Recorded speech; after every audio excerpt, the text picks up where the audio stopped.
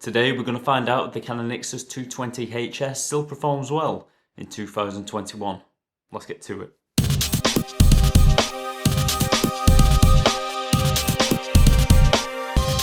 About a year ago I started a YouTube channel called Bizarre Tales, where I would sit down in front of the camera and tell strange, bizarre stories to the viewer.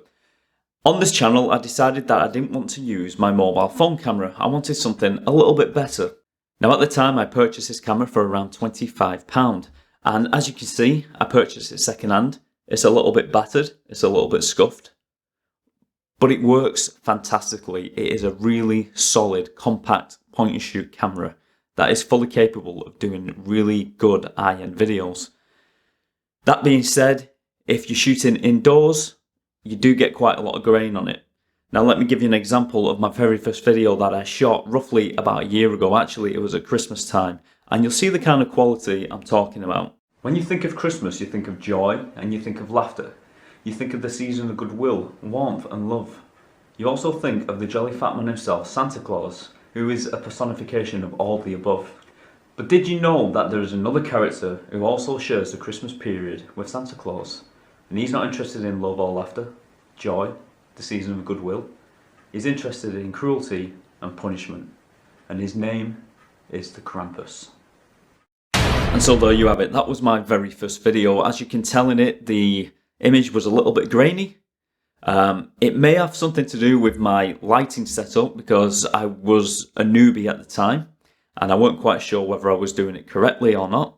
Now another thing you may have noticed is that the audio quality on the camera wasn't fantastic, and that is due to this camera not having a microphone input, so it does hinder it quite a bit. I will say this though, I wasn't that close to the camera and I could have possibly made the sound quality a little bit better in editing, but like I said at the time, the same with the lighting, I wasn't quite sure how to do it. I was a newbie, I was starting off, I was still learning. I'm still learning now. Now before I bought this camera, I did do quite a lot of research on YouTube, and even though the reviews out there are very good, I wasn't getting the kind of review I wanted. I wanted to know what the video quality was of this camera, because primarily I would only be using it for shooting video. I wanted to know what these talking head videos would look like. Unfortunately, there's not a lot of content out there showing you that, so that is what I'm going to do today. I'm going to quickly run over the specs of the camera, and then I'm going to set it up where my Canon M50 is here, in the exact same place, on the exact same mount, same lighting, and same background, and we'll see the difference. So here are just a few of the key features that the IXUS 220HS boasts.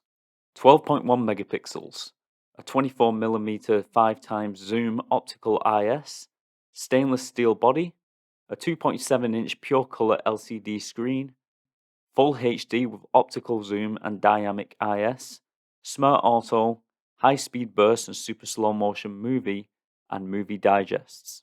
On top of all this, the Canon IXUS 220HS is incredibly compact and small and lightweight, and makes it an absolute pleasure to carry around in your pocket. And its menu screens are so simplistic to use, just like all Canon cameras are. And now, as you can see, we have the Canon IXUS 220HS set up on the very same tripod with the very same simple lighting setup I had when the M50 was on there. Now, one negative about having a point and shoot camera without a flip screen is that once you've powered it on, you have to actually get up and walk behind the camera to see whether the scene is set perfectly. And I would say that's not too bad actually. And then you sit back in front of the camera and simply start filming your video. Let's see what the quality is like. And so this is shooting on the Canon IXUS 220HS in full HD with the built-in microphone. As you can probably tell straight away, the audio is a little bit weaker. Actually, I'd probably say it's a lot weaker, and the imagery is a little bit more grainy. And so now I've made a few changes by adding a bit more light to the room. I've turned on the main living room light, and I've turned on the lamp to the left of me. In this camera's defense, when I was filming with the Canon M50, I had quite a bit more natural light coming through these blinds. But it would seem that the sun has actually gone behind a cloud at the moment, so that may hinder it a little bit. I think obviously overall the Canon M50 is going to be a better picture. Another thing I'll say is that the ISO on this camera is turned all the way up, so you're getting the brightest image you're going to get out of this camera. So what do you think? is it good enough for shooting indoor YouTube videos? And so, as you can see, the Canon does struggle with low light situations, although I don't think it's that bad, to be honest, as long as you've got the right kind of lighting coming in. I would say if I had a few softboxes here, you might see a considerable difference. When I did the Krampus video, I had some softboxes shining on myself. Today, I decided to just try it with this one simple key light. What I'm going to do now is unscrew the camera from the tripod, take it outside, and just show you how well this camera performs in the sunlight.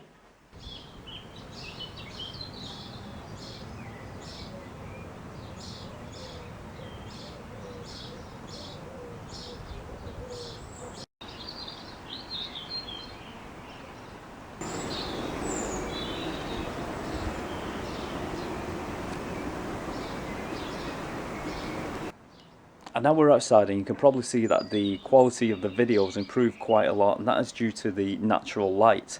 It really does lend a helping hand when this camera is shooting videos. And so, as you can see, in natural light, just simply shining through the window on me, the video quality does look a lot better. Although I will say, if you're looking for consistency in your videos in between scenes, this may not be the best option, especially if the sun decides to go behind a cloud. And so now we're back on the Canon M50, and as you can tell, the quality has vastly improved. As it would. This is a very old camera, it's a very cheap camera. Like I said, I picked it up for £25 second hand. Does that mean it's a bad camera? Not at all. It's actually a very, very good camera. But would I recommend it for people starting off on YouTube? Well, to be honest, I probably would. Now, like I said, this camera was released way back in 2012, so it is quite an old camera now, but that doesn't mean that it is not still a solid performer. After all, it shoots 12.1 megapixels, it shoots in full HD, and it shoots at 24 frames per second, which isn't bad at all. But it is not without its negative points, which I'm going to go through with you right now. Now, I would say that the main negative point of this camera is the lack of an external microphone, which will hinder your video making experience. As you know, if you're going to have high quality video, you need a high quality microphone as well. But don't despair, there is a way to get around this. You can actually set up your own external microphone and then later in editing, sync the sound together to the footage you've filmed. Another negative point of this camera is that it doesn't perform well in low light situations. That being said, if you're a vlogger who vlogs mostly outside, this camera is astounding for image quality. You will get some really good shots and videos with it. Now, my final negative point about this camera, some of you may find a little bit picky, but I think it's absolutely essential when you're doing these kind of videos, these talking head videos. I feel it's essential to have the flip around screen on the camera so you can actually see yourself recording. When I actually recorded the Krampus video, which I showed you earlier, I kept having to set the camera up and then go to the back of the camera and check on the image, sit back down. And then if I made a mistake, I'd have to get up again and walk round and press the button. On a flip around screen, you can just simply reach out and press pause. Now, all that being said, and despite the three negatives I've just given you, it doesn't change the fact that this camera is simply astounding, even in 2021.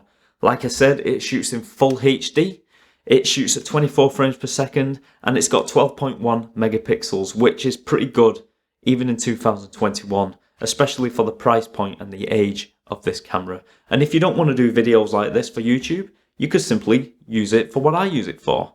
Nowadays, I put this in my back pocket and I take it around for B-roll footage. If I want to shoot scenery, I can later add it into the video without the audio. And so my verdict for the Canon IXUS 2220HS is a pretty good thumbs up. It's a pretty good camera and I don't think you can really go wrong with it. Shoot a few videos for your YouTube channel, and then decide whether you want to upgrade to a better camera later and simply put it in your back pocket and use it for B-roll. Until next time, take care.